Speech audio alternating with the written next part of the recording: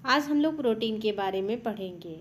जैसे कि प्रोटीन नाम सर्वप्रथम 1838 ईस्वी में डच वैज्ञानिक मुल्डर द्वारा प्रस्तावित किया गया था। इस शब्द का उद्गम ग्रीक भाषा के प्रोटियास शब्द से हुआ है, जिसका आशय है पहले आने वाला। यह नाम इसलिए प्रस्तावित किया गया क्योंकि उस समय भी यह तत्व जीवन के लिए सबसे प्रमुख तत्व माना जाता था। प्रोटीन नाम सर्वप्रथम सन 1838 ईस्वी में डच वैज्ञानिक मुल्डर द्वारा प्रस्तावित किया गया था, लेकिन प्रोटीन शब्द का सर्वप्रथम प्रयोग जे वर्जीलियस ने 1938 ईस्वी में किया था। प्रोटीन मानव शरीर की केवल संरचनात्मक पदार्थ न होकर के वह अन्य विभिन्न कार्यों को संपन्न करता है। प्रोटीन जो होता है एमिनो अम्ल की इकाइयों का एक समूह है और यह 20 एमिनो अम्ल के अलग अलग समूह में यह शामिल है। प्रोटीन सभी जीवित कोशिकाओं का बुनियादी ढांचा माना जाता है क्योंकि प्रोटीन एक ऐसा पोषक तत्व है जिसमें carbon, hydrogen, oxygen, nitrogen, sulphur आदि रासायनिक तत्व पाए जाते हैं। इसके अतिरिक्त देखा जाए तो प्रोटीन के कुछ अंगों में फास्फोरस, लोहा, आयोडीन और कोबाल्ट भी उपस्थित रहता है और विभिन्न रसायनों का अलग अलग प्रतिशत है। अलग अलग प्रतिशतता के आधार पर प्रोटीन की रासायनिक संरचना हुई है। जैसे कि प्रोटीन में carbon, hydrogen, nitrogen, oxygen, sulphur तथा अन्य फास्फोरस, लोहा, तांबा आदि अल्प मात्रा में उपस्थित रहते हैं। जैसे कि प्रोटीन में कार्बन, हाइड्रोजन, ऑक्सीजन, नाइट्रोजन का जो प्रतिशत है वह इस प्रकार से है। Carbon 50%, hydrogen 7%, oxygen 32%, nitrogen 50%, sulphur 3% और फास्फोरस 3%। इस प्रकार से देखा जाता है कि जो प्रोटीन है उसमें carbon, hydrogen, nitrogen, oxygen, sulphur और फास्फोरस विद्यमान है। इस प्रकार से देखा जाए तो प्रोटीन विभिन्न प्रकार के एमिनो अम्लों के संयोजन से बनता है। एमिनो अम्ल कार्बन, हाइड्रोजन, ऑक्सीजन और नाइट्रोजन का रासायनिक सम्मिश्रण होता है और प्रत्येक जो एमिनो अम्ल है उनका भी एक समूह होता है तथा एक अम्ल समूह भी होता है। इसके अतिरिक्त एमिनो अम्ल में से एक रेडिकल भी जुड़ा होता है। अगर देखा जाए तो प्रोटीन का अधिकांश मात्रा जो होता है मांसपेशियों और ऊतकों में होता है और शेष मात्रा जैसे कि व्यक्ति के रक्त में, अस्थि में, दांत में, त्वचा, बाल, नाखून तथा अन्य जो कोमल ऊतक होते हैं उनमें प्रोटीन की उपस्थिति होती है। चलिए देखते हैं प्रोटीन के वर्गीकरण के बारे में कि प्रोटीन का वर्गीकरण कैसे हुआ है। प्रोटीन के वर्गीकरण की बात की जाए तो प्रोटीन को 3 आधारों पर बांटा गया है। पहला है गुण के आधार पर, दूसरा है साधन के आधार पर और तीसरा है रासायनिक संरचना के आधार पर। गुण के आधार पर आपका है पूर्ण प्रोटीन, आंशिक पूर्ण प्रोटीन और अपूर्ण प्रोटीन, और साधन के आधार पर है पशु प्रोटीन और वानस्पतिक प्रोटीन, और रासायनिक संरचना के आधार पर है साधारण प्रोटीन, संयुक्त प्रोटीन और व्युत्पन्न प्रोटीन।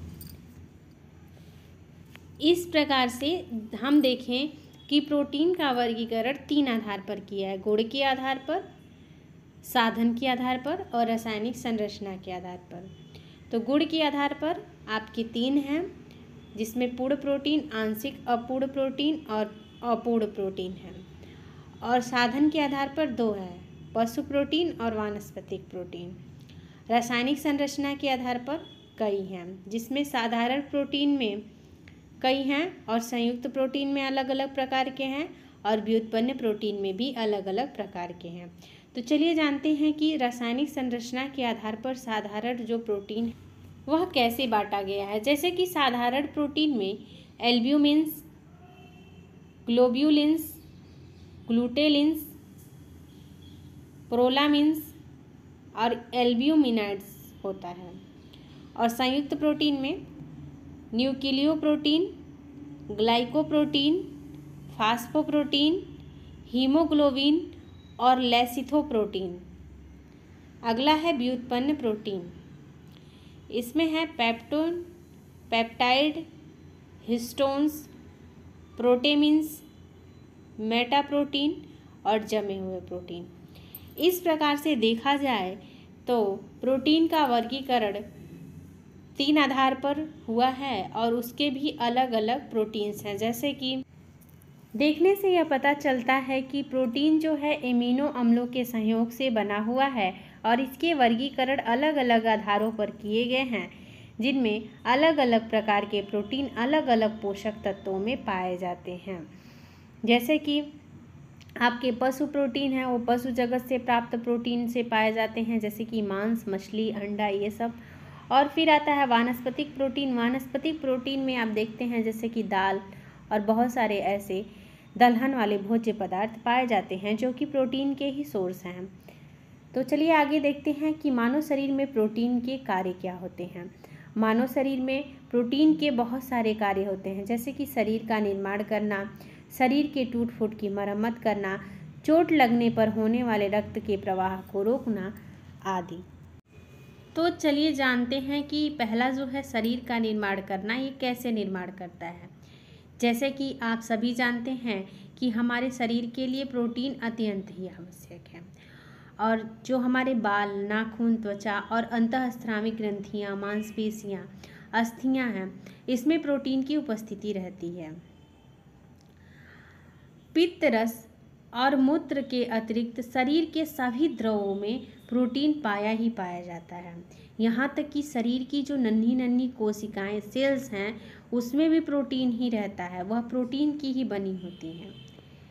जैसे कि आप लोगों को पता होगा कि मानव जीवन की अलग अलग अवस्थाएं होती हैं, जैसे कि शैशवावस्था, बाल्यावस्था, किशोरावस्था, गर्भकालीन अवस्था।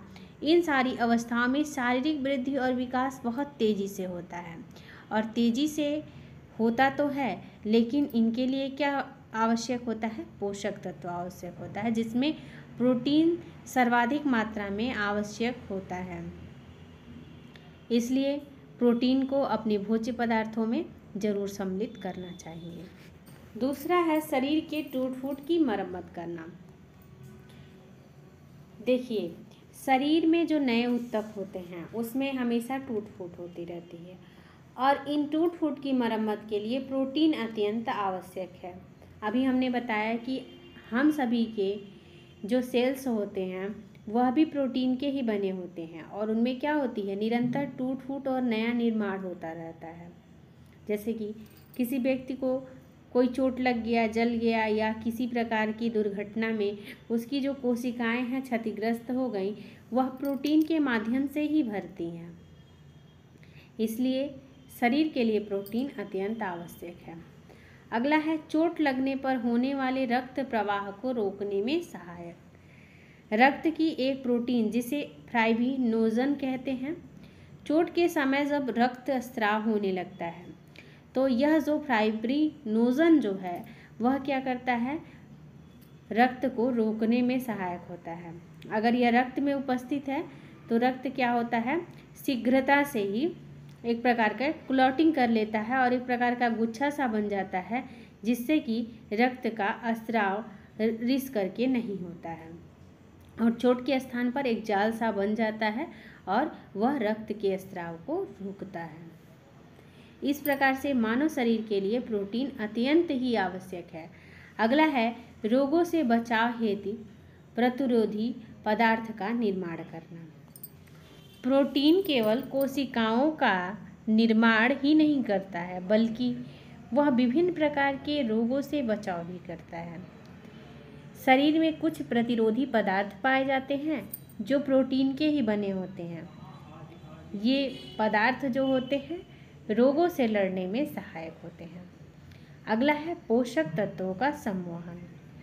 प्रोटीन पोषक तत्वों के आंत्र मार्ग में रक्त के संवहन में सहायक होता है। यह रक्त की विभिन्न कोशिकाओं में पहुंचाने का कार्य करता है। अगला है शरीर को शक्ति प्रदान करने में सहायक।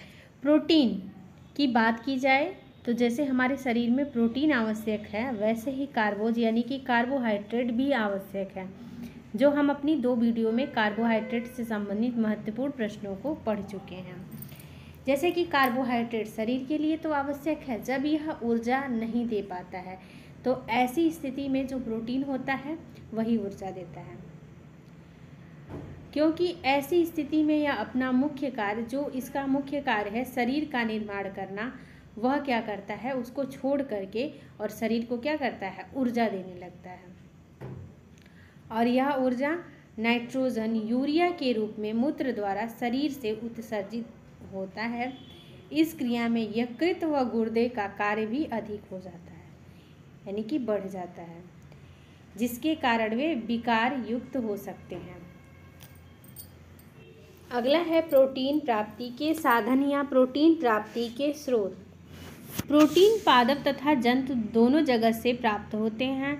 भोजन द्वारा जो प्रोटीन हम लेते हैं उसका मूल स्रोत वानस्पतिक जगत होता है। पेड़ पौधे भूमि से नाइट्रोजन प्राप्त कर जल, हवा आदि में उपस्थिति में प्रोटीन का संश्लेषण कर लेते हैं। जैसे कि वानस्पतिक प्रोटीन की बात की जाए तो जैसे सोयाबीन, सूखे मेवे, मूंगफली, ये सारी चीज़ें जो हैं आपके वानस्पतिक प्रोटीन, फल और सब्जियां इसके अंतर्गत आती हैं। फिर आपके जो जंतु जगत के प्रोटीन हैं जैसे कि मांस, मछली, अंडा, दूध, पनीर, खोआ, ये सब जो होते हैं जंतु जगत से प्राप्त होते हैं। तो इस प्रकार से देखा जाता है कि प्रोटीन प्राप्ति का मुख्य स्रोत जो है वह हमारा क्या है, जंतु जगत और वानस्पतिक दोनों जगत है।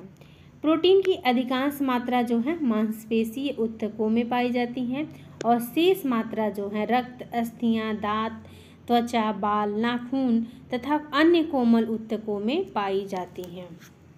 चलिए जानते हैं कि प्रोटीन की कमी से क्या होता है। प्रोटीन की कमी से अलग अलग तरह के लक्षण बच्चों में दिखाई देने लगते हैं। जैसे कि पहला जो लक्षण होता है प्रोटीन ऊर्जा व कुपोषण का हो जाना, अगला है मरासमस का हो जाना और अगला है क्वाशियरकार का हो जाना। चलिए जानते हैं प्रोटीन की कमी से किस प्रकार से ऊर्जा की कमी हो जाती है। प्रोटीन शारीरिक विकास के लिए आवश्यक है। जैसा कि आप सभी लोग जान रहे हैं कि पूरी बातों से यही निष्कर्ष निकला है कि प्रोटीन क्या है, शरीर के विकास के लिए आवश्यक है। और जब इसी की कमी हो जाती है तो अनेक प्रकार के रोग देखने को मिलते हैं।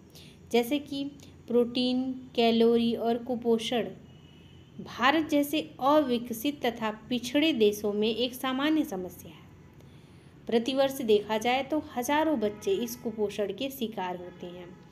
प्रोटीन, ऊर्जा व कुपोषण का कारण भोजन में प्रोटीन व ऊर्जा की कमी ही है। देखा जाए तो इससे क्या होता है, वृद्धि नहीं हो पाती है। एक बच्चे का जैसे वृद्धि होना चाहिए, उसका विकास होना चाहिए, वैसे नहीं हो पाता है। अतः इन रोगों से प्रोटीन, ऊर्जा व कुपोषण के अंतर्गत बहुत सारे लक्षण भी देखने को मिलते हैं, जिसमें से आता है मैरास्मस और क्वाशियरकार। मैरास्मस के बारे में जानते हैं कि मैरास्मस क्या है। मैरास्मस देखिए ग्रीक भाषा का शब्द है जिसका तात्पर्य ही है व्यर्थ करना। 1 वर्ष के बच्चे अधिकांश इस बीमारी से पीड़ित हैं। 6 महीने के बाद जब बच्चों को पौष्टिक तत्वों की आवश्यकता होती है और उस समय बच्चों को आहार नहीं मिल पाता है, उस स्थिति में मरासमस के लक्षण बच्चों में दिखाई देने लगते हैं। सामान्य लक्षण की बात की जाए तो इसमें से क्या होती है, सबसे पहले वृद्धि ही रुक जाती है और बच्चा क्या होता है, चिड़चिड़ा हो जाता है, उसे बार बार दस्त होती है। बच्चा जो होता है बहुत ज़्यादा भूख से प्रभावित होता है और दिन प्रतिदिन क्या होता है, उसका शरीर जो है सूखता जाता है। त्वचा पर वसा की मात्रा जो होती है कम हो जाती है। उम्र के अनुसार शारीरिक भार में भी कमी हो जाती है और लंबाई जो होती है वह क्या होती है, रुक जाती है। इस प्रकार से मरासमस में बहुत सारे लक्षण देखने को मिलते हैं, जैसे कि मांसपेशियां कमज़ोर हो जाती हैं और त्वचा पर वसा की मात्रा की जब कमी हो जाती है तो त्वचा कैसी हो जाती है, सूखी, खुरदुरी और चकत्तेदार हो जाती है। अगली बीमारी क्वाशियरकार के बारे में जानते हैं। क्वाशियरकार की खोज के बारे में पहले जान लेते हैं। इस रोग की खोज सर्वप्रथम 1933 ईस्वी में डॉक्टर सिस्ले विलियम्स ने किया था। क्वाशियरकार का शाब्दिक अर्थ होता है दूसरे बच्चे के जन्म से पूर्व बच्चे की बीमारी का लगना। जैसे कि यह रोग 1 से 3 वर्ष के बच्चों में अधिक लग जाता है। लगता कब है? जब माता अपने पहले शिशु को अपना दूध छुड़ा देती हैं और दूसरे बच्चे का शीघ्र ही जन्म हो जाता है। ऐसी स्थिति में पहले बच्चे का समय से पूर्व माँ का दूध का छोड़ना और माँ का जो दूध होता है वह बच्चे के लिए एक पोषक तत्व का कार्य करता है और उससे बच्चे को ऊर्जा मिलती है, वह नहीं मिल पाती है। इसके कारण उसमें क्वाशियरकार के लक्षण देखने को मिलते हैं और बच्चा रोगग्रस्त हो जाता है। और यह रोग जो है प्रायः जो देखा जाए तो निर्धन महिलाएं जो हैं, जो मध्यम वर्गीय परिवार हैं, उनमें अधिक देखने को मिलता है। इसके लक्षण की बात की जाए तो जो वृद्धि होती है वह पूरी तरह से रुक जाती है। बच्चा सुस्त, उदासीन और ओडिमा से ग्रस्त होता है। ओडिमा में बच्चे के जो चेहरे और हाथ पैर होते हैं उसमें सूजन आ जाती है और धीरे धीरे वह समस्त शरीर में फैलने लगती है। उनके चेहरे की आकृति गोल हो जाती है और भार में अचानक जो वृद्धि होती है वह रुक जाती है। लंबाई भी कम ही रहती है और त्वचा पर चकत्ते पड़ जाते हैं। त्वचा का रंग कुछ गहरा भद्दा सा होता है। त्वचा में कीरोटिन से पृथक हो जाने से त्वचा जो है वह परतदार दिखाई देने लगती है।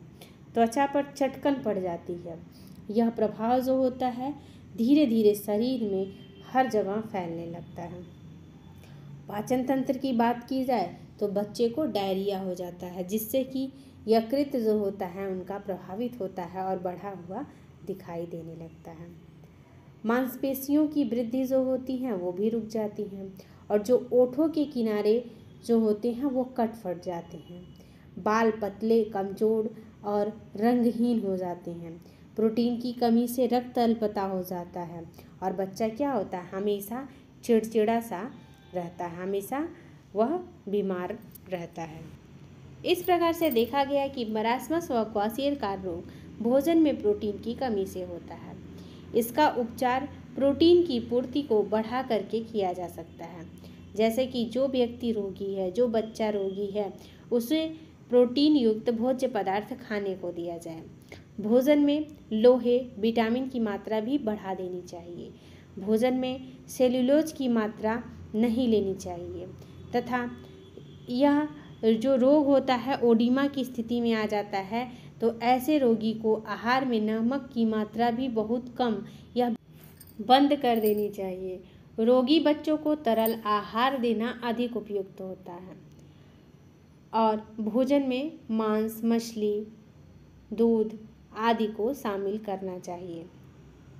आहार में मैग्नीशियम, लोहा भी आवश्यक होता है, इसलिए भोजन में विटामिन ए और डी पर्याप्त मात्रा में देना चाहिए। सामान्य भार की स्थिति जब बच्चा प्राप्त कर ले तो सारे आहार को संतुलित रूप में उस बच्चे को देना चाहिए। इस प्रकार से भोजन में सभी पोषक तत्वों का होना अत्यंत ही आवश्यक है।